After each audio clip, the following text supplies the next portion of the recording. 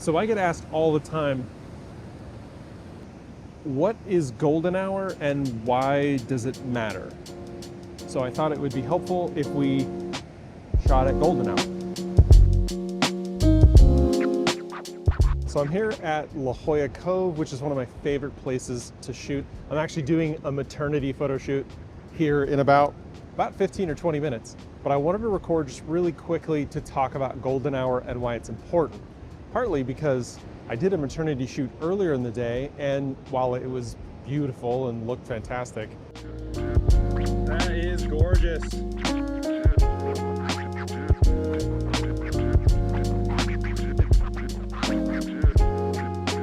Beautiful, beautiful, beautiful. The difference in the quality of light is, well, it's noticeable.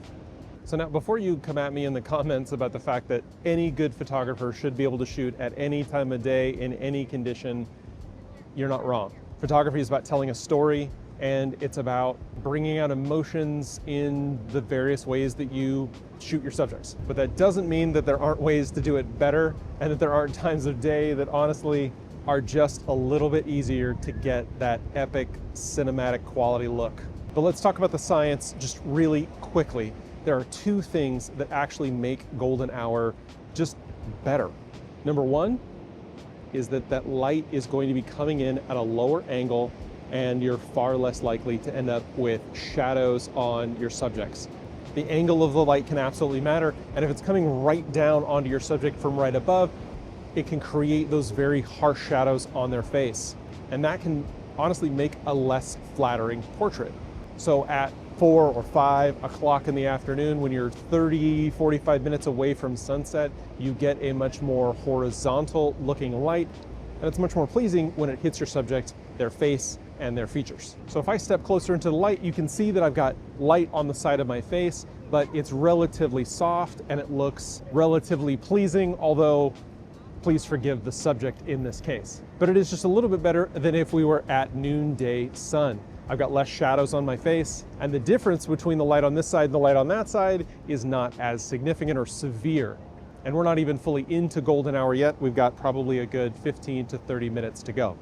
So that's the first part of it. It's the angle of the sun. That is one giant reason why shooting later in the day, shooting closer towards the golden hour time frame, creates better portraits and better shots in general. Now, the other reason why golden hour photography is honestly the best photography is because of the fact that, well, the light needs to travel in a different way.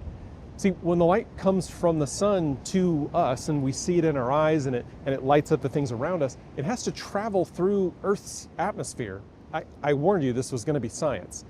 When the sun is lower in the sky, it has to travel at a less direct angle. And when it does, it actually has to travel through more of the Earth's atmosphere, more of the molecules and gases that make up our atmosphere. And in the same way that our sky looks blue when you look up into it, that light gets bounced in such a way that blue light is absorbed and reflected, and yellow, orange, and red hues are allowed to travel through. And that's why you hear golden hour described as warmer.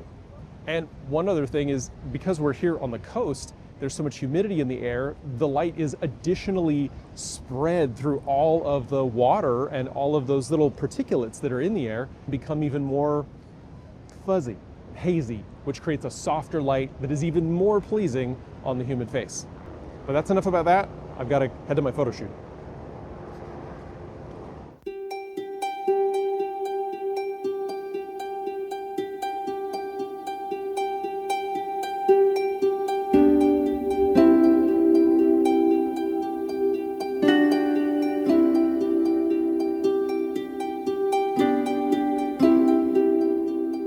So all done with my photo shoot, and it looked amazing because we shot at golden hour.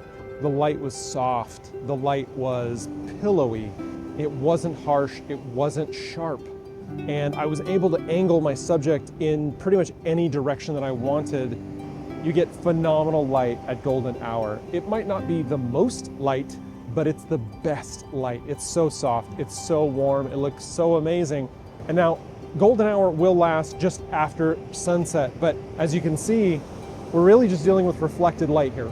We're just dealing with what's left, and we're very quickly settling into blue hour. It can sneak up on you incredibly fast, and as sunset is really giving us some just absolutely amazing colors, I'm gonna shoot it. So let me pop out the tripod and we're gonna get sunset.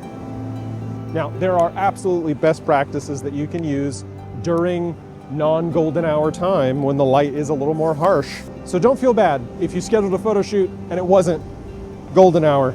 You can still get great photos. So that's it for me. Whenever you have the chance, shoot a golden hour when you're shooting people. It's not the most important thing, but it's important.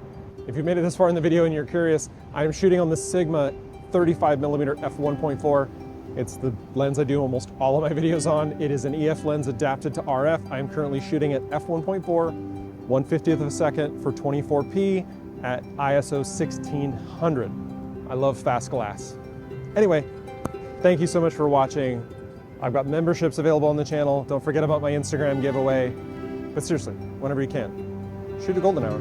It's absolutely gorgeous.